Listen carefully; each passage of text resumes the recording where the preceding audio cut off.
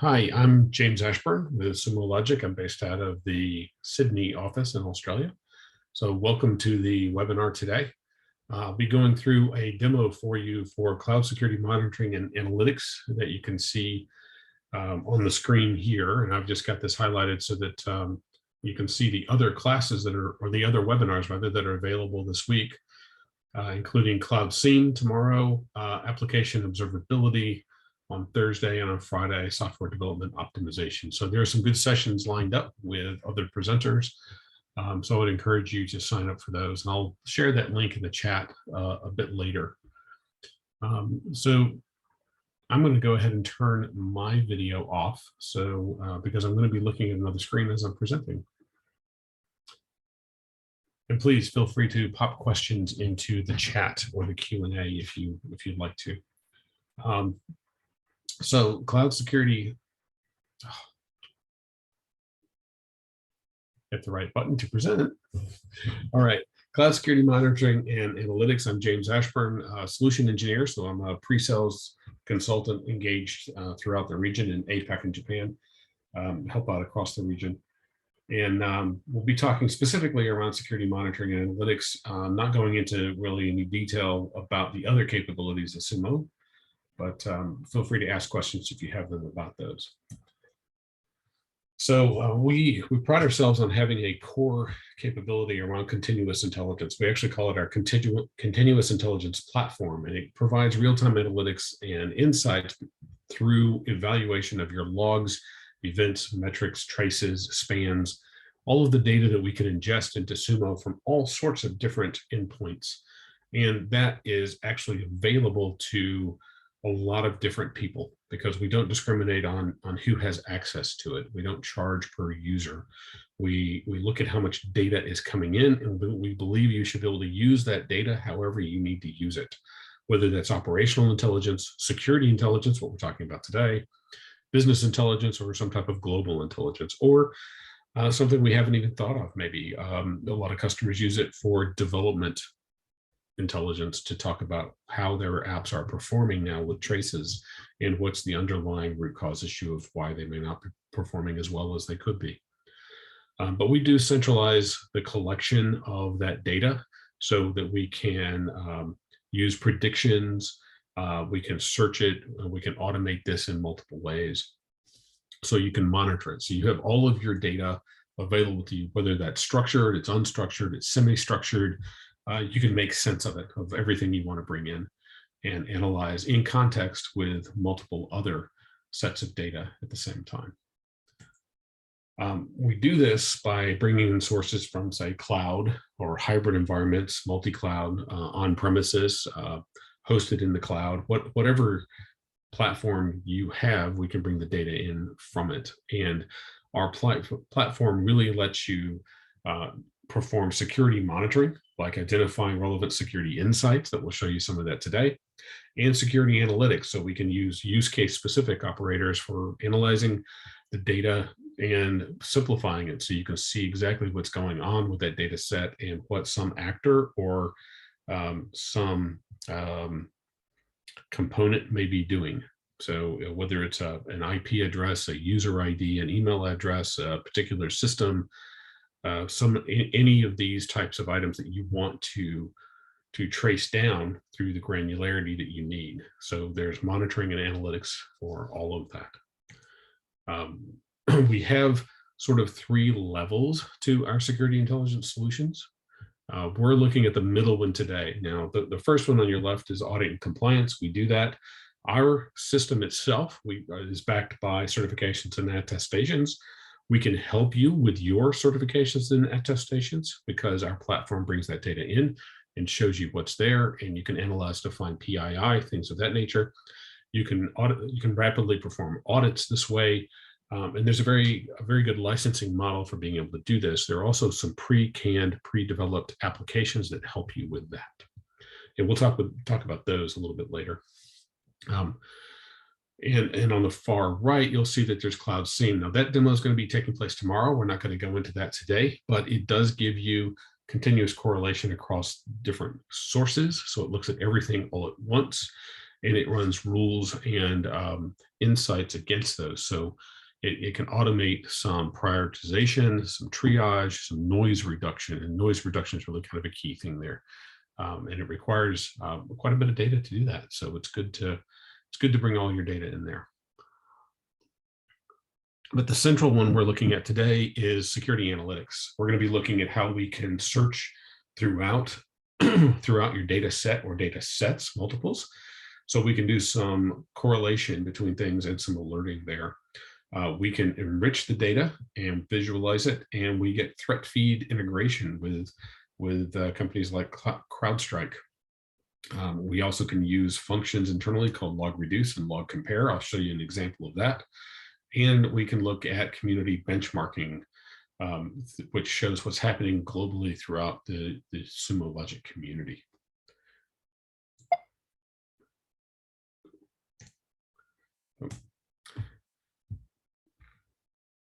So usually, where do these types of things have difficulties?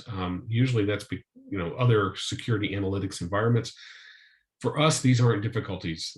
These are things that we do very core to our platform and our company.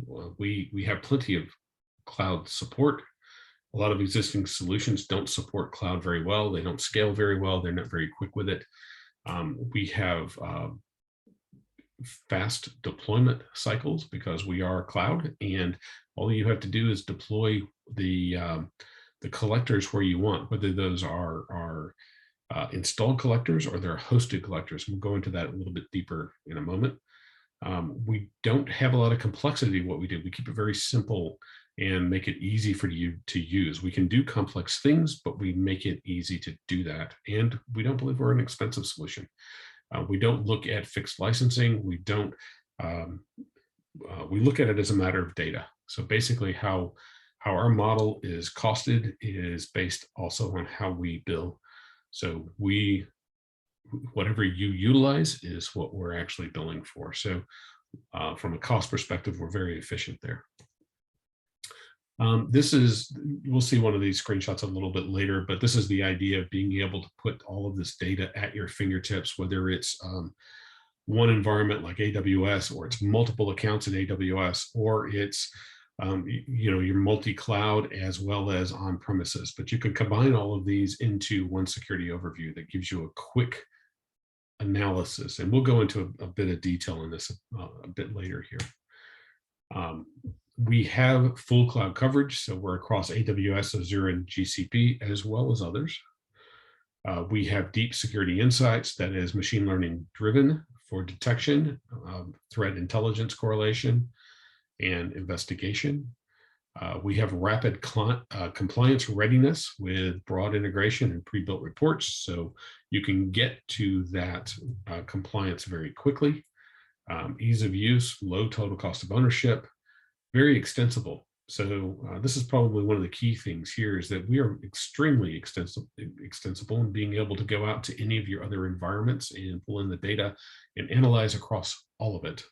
And we're built with a security first principle. So we have a boatload of attestations. So if you need to know how secure we are, we can provide that type of information, from PCI DSS to SOC 2 Type 2, and several others. I'm going to skip a couple here, and one of the things I want to talk about is how we can do a quick start for you. And it's not just AWS quick start, but there are quite a few apps, and these icons represent apps in the application, and it will save you from having to manually configure or build your own reports or queries or investigations. They are built with our best practices, and they give you intel about what's going on throughout the environment. Whether you want to be specific around something like Amazon Guard Duty, and you would just want to look at what's happening with Guard Duty or with CloudTrail, you can also look at things like threat intel for AWS. You see there in the third row down in the middle. That gives you information across your entire AWS environment. It tells you how things are performing. So it looks across Guard Duty, S3, CloudTrail, everything that you have, WAFs, AWS config itself, so VPC flows, all of that is thrown into the threat intel for AWS to give you that security posture, but you can drill down into more details on the others as well. And this is a list of some of the security attestations that we have. So I'm gonna jump into the demo now. So let's actually, before we get there, I do want to talk a little bit about how we collect data. And in this situation, today, we have two types of collectors. We have installed collectors on our left and hosted collectors on our right. Difference being that installed collectors actually live at some type of an endpoint, whether that's the local files and host metrics over here on an individual server where they might live, or they might live on another machine that then collects remote files from Linux, Unix, Windows, Mac, whatever operating system you want to remotely grab the information from, or from a syslog server. So the syslog server has that data available across many different things that you've written to. It's very easy to go ahead and read from. We also collect from Docker and Kubernetes and other containerization methods. We use a combination of things there with FluentBit, FluentD, Prometheus. We can collect traces and spans. We subscribe with OpenTelemetry and work with that. It's very effective at bringing that in.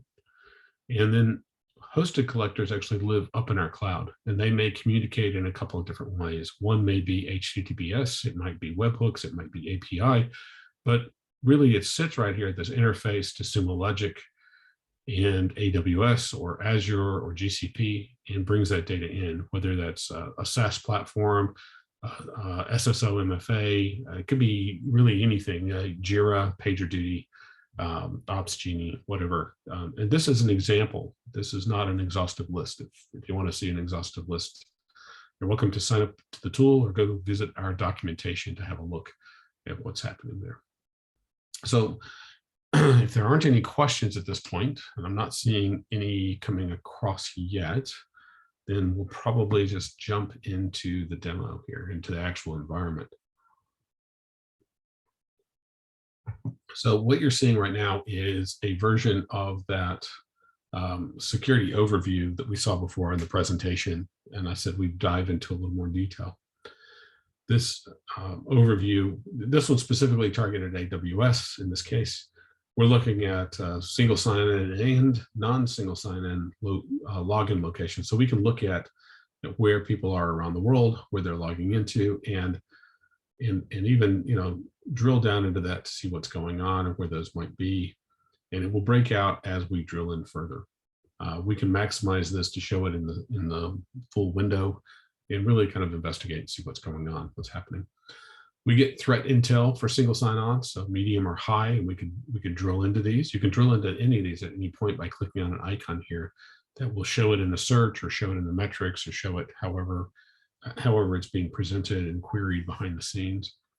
We do some computations like suspicious login distances. This is basically based on a speed calculation that if you were in one location like the US and then all of a sudden you turn up in Egypt and your speed was an unreasonable velocity, that doesn't make a lot of sense, or maybe it's a suspicious login location. So we can flag this. Maybe it's Egypt or Russia or Iran, something like that, where you're going to want to know that someone's logging in from there. And while that might be normal for some, it's not normal for others, especially if we're just onshore here or maybe in New Zealand or in other areas in this region. If we found out that somebody was logging in from, say, Brazil, that might be odd. We can also do things like track network traffic, so data volume, so data exfiltration, what's happening across VPC, firewall traffic, and drill into those things to see what's going on, as well as looking at things like malware and file integrity. So we can monitor those and bring that data in to represent it here in one go. Now, how does that data actually get into us in order to populate various things like that? Well, that's the job of collection. So this is what our collector screen looks like. It's not very flash, but it doesn't need to be. It's doing a few things here at once. At this level here, where you see Appian or AWS observability, these are the actual collectors, right? And then underneath those, like for this collector container, there's a K8 metrics. This is the source. That's where the data is coming from for that source. And if I do a quick, maybe just a quick search of security demo, this is some of the data that we'll be dealing with today. And this is coming from a lab we have built out. So this is the one collector that's a hosted collector and it's hosted per this diagram, right? It's a hosted collected here, talking to our AWS environment, and it's gathering that data from multiple sources, from CloudTrail, from GuardDuty, from S3, from VPC Flow. It's bringing all that together, and we can see that the messages are coming in and everything's healthy.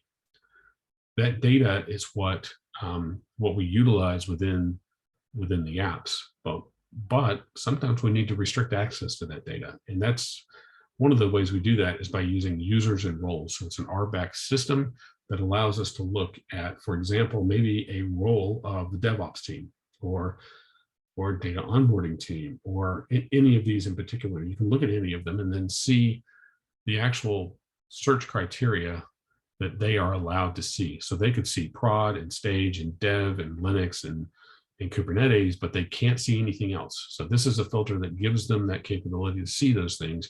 And what are they actually able to do with it? What are the capabilities? This role can be assigned to many different people all at once. It can be assigned to one person. And these roles are expandable by you. So add any role you need, edit the role, copy the role, and use it however you need to. So we can control data there. We can also control data through the app that gets deployed and who can see the app and where it is. This app catalog is where those apps live in their raw form. From here, I can simply search for any of them that I want. Maybe I want MS Teams, or, oh, there it is, Microsoft Teams. But I can filter through any of these I need to, but you can see that we have well over 200 in here. It might actually be over 300 today now. But there are many here specifically targeted toward security, including things like PCI, including things like threat intel quick analysis powered by CrowdStrike. So we're using CrowdStrike data. I'll show you some of that a bit later. We also have some that are specifically just security focused. And we can actually utilize these anytime we want to, but we don't have to look for ones that are just security focused or have security in their name. Some of these, like Microsoft Teams, for example, it will have some with overviews and team statistics, which are good for operational information. But there's also user and role changes, which will give us an indication of what's going on and maybe something we use from a security standpoint. These are very easy to deploy. The way you deploy them is you simply click add to library and point them to the data source. Now, you would have noticed the source category back on the collection tab. And what we do is tag the data as it comes in with different metadata. And that metadata allows us to access that data in multiple different ways. In this case, a lot of times we use source category, but we can use other metadata pieces as well. And I can deploy this as many times as I want to. So I might have a dev environment, a test environment, and a production environment, and I might want to make a deployment for each one of those. And I can also combine all of those together and do them at once. So all that data flows into one stack, and I see all of it combined. And that may be how you want to segregate a few things. We also integrate with several different third-party applications. And instead of just bringing the data in, we can communicate out. One of those is Slack. We also integrate with Microsoft Teams, Jira, Opsgenie, Salesforce. There's several different ones that we can integrate with. We do that through a webhook. And we also have the ability to add any webhook you want to, so that you can build your own custom ones. If you have a bespoke application, or if you have an odd application that we don't have one already pre-built and included in here, it's easy to add it.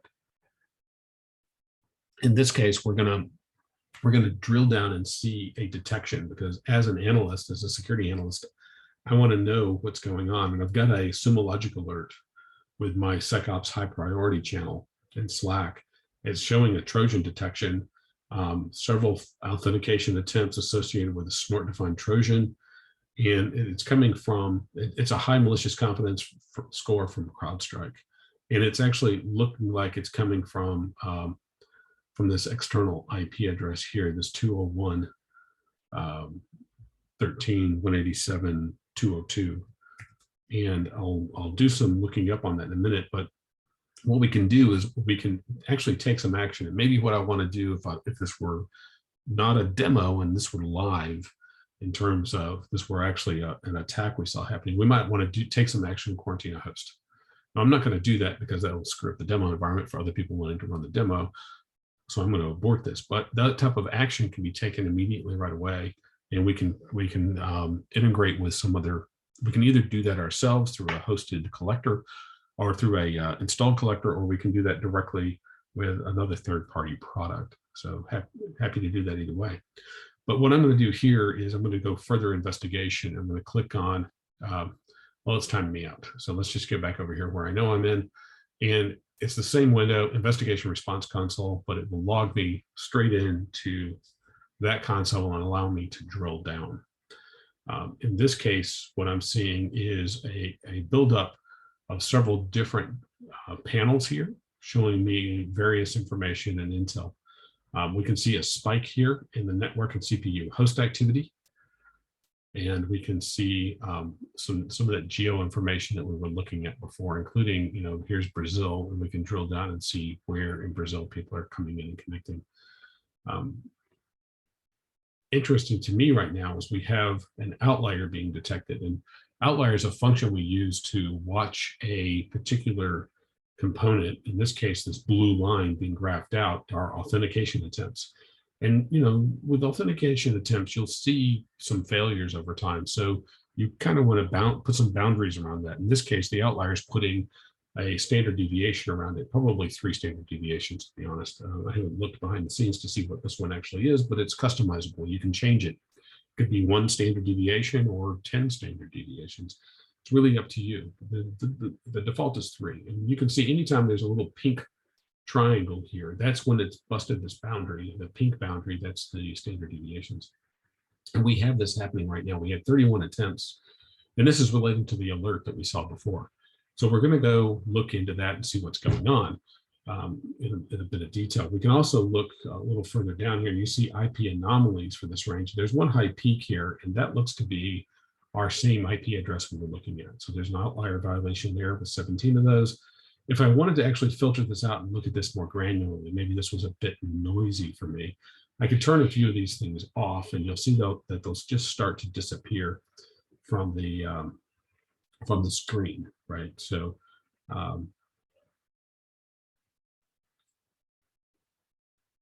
there. So we can clearly see that peak more easily here. I'm going to continue looking down to evaluate this and see what's going on with our environment.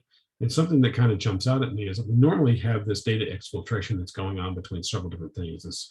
This MS SQL database, several different things, SSL web browsing. But what we see that's unusual is this MySQL. This is the bytes sent in the last 7 days ago, and it's really low. And here today, it's very high.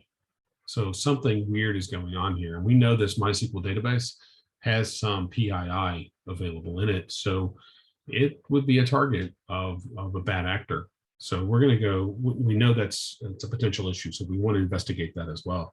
And we can see down here, this is the same IP address in our known IOCs, indicators of compromise. And we can see that it's actually given us some information from CrowdStrike, and it's identified the actor as Fancy Bear. So we know that this is a Russian state actor hacking organization. So we definitely want to address this and see what's going on. So let's do a bit of that now pretty quickly.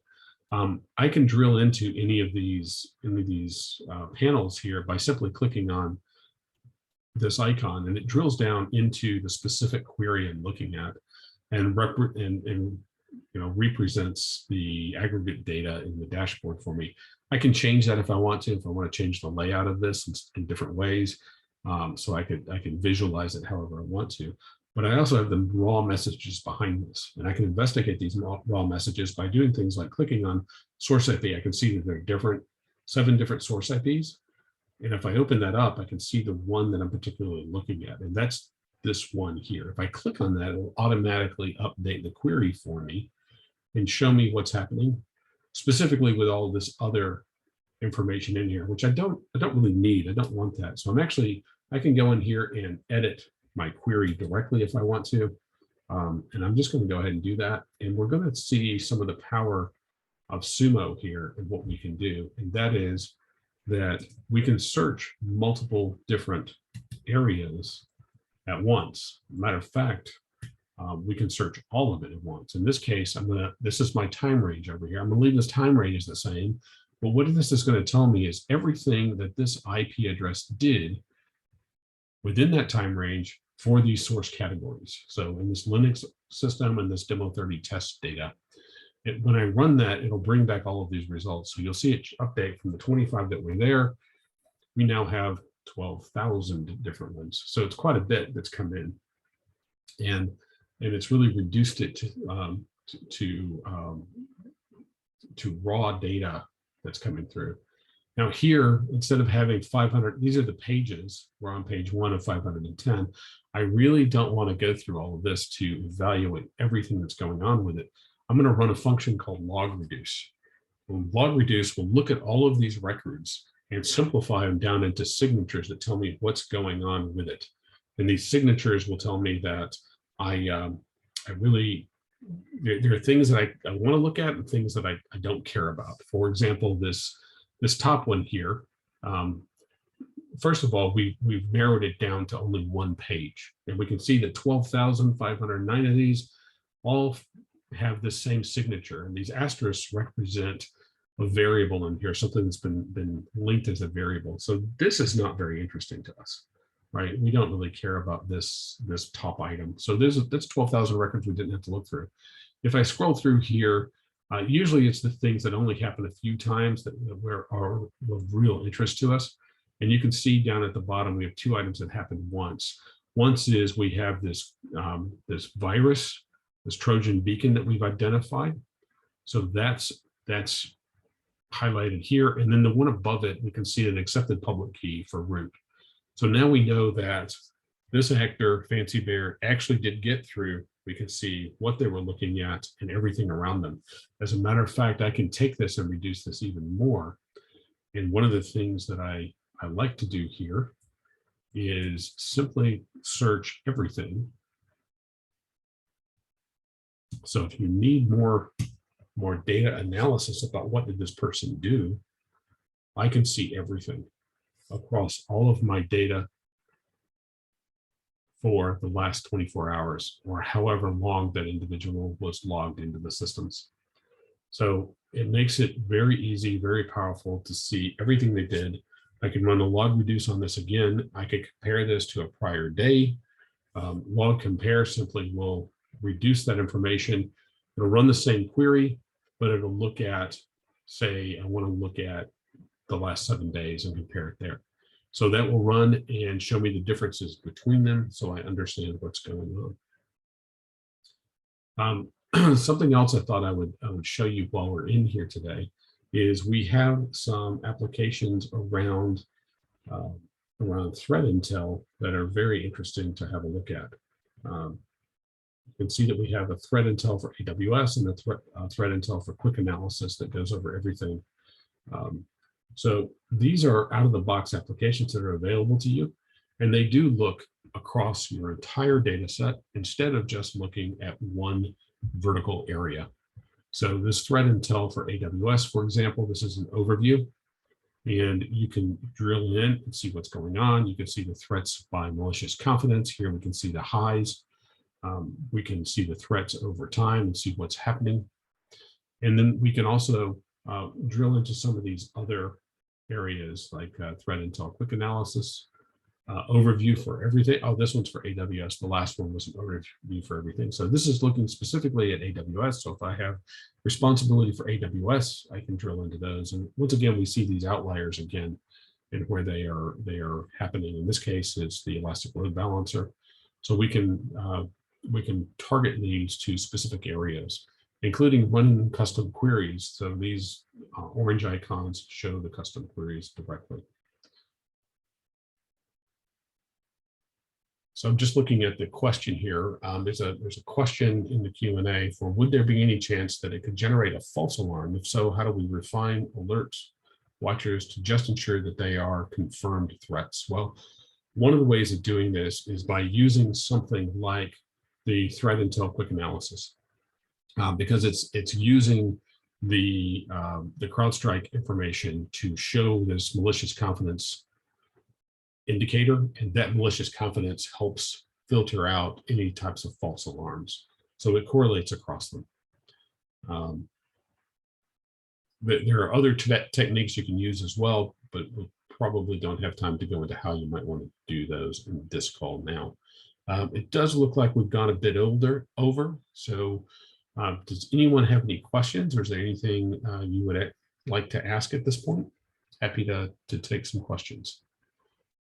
If not, thank you for watching today and joining us. I'd also like to invite you to join us on the other sessions, particularly this cloud SIEM, if you're interested in security, because that would be of interest to you. That's tomorrow at 12 Sydney time. I'm going to post this link in the chat for everyone. So if you haven't registered for that, it's a great way to go look at it. The application observability is also another excellent presentation. It's looking at everything across the sites, and it's a very in-depth and very interesting demo. So we have another question that's come up in the Q&A. Can agents be installed on Macs and PCs as well as AWS resources? Yes, they can. Yes, they can. That's a great question. And one of the things that's worth looking at, I think, is our documentation. So if you're in Sumo Logic, you can also access this outside of Sumo Logic, but if you're in it and you're in collection and you want to look at collectors and how to do that, the help documentation is available right here under help documentation. And it's context sensitive. So it should take me directly to the collection information and show me more information about that and where I might want to look at how to collect logs. So this is where I would start for that. And you can search for the different types of collectors and how to send data and how to manage those collectors. So it's just help.sumologic.com. The other thing worth noting here probably is that within Sumo Logic, on this little home screen, there are several resources available to you right away. There's some quick start videos. They're usually a couple minutes long, 5-6 minutes long. Some are a little bit longer, but they're little micro lessons on how to do things, which are great if you're already kind of enabled on the platform. But we also have cheat sheets, we have docs, we have everything linked here. But the key thing is this certification. If you go to the certification tab, click on Get Certified, we have several different training programs that are available at no cost to you. This is all available across the board, and you can go in and look at things like our fundamentals course, which is the first one I would recommend, and you can actually take a self-paced class in this. So there's a self-paced course that you would be able to sign up for and then take an exam at the end of it to get certified. They usually only take about 3 hours. So 2 hours of review and learning and labs, and then you take an exam that usually people have done between 20 and 30 minutes for the exam, but you know, if you want to take longer, you certainly can. You have an hour. And we give you a lab environment to log into to run with this as well.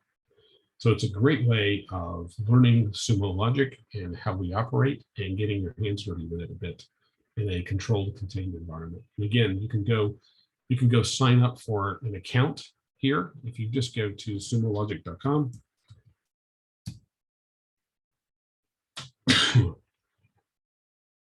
If you just click on the Start Free Trial in the upper right-hand corner, just put in your business email address, pick your deployment region, which might be Sydney, and agree to the check boxes and sign up.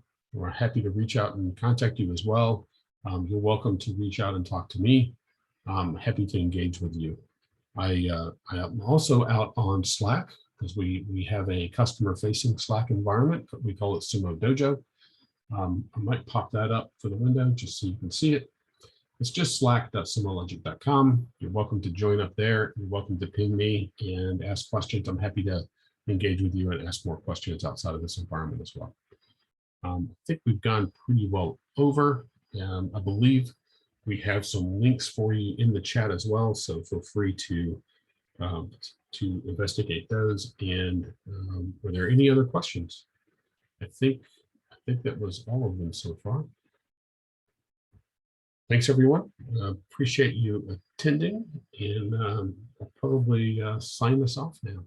Thanks. Hope you have a wonderful day.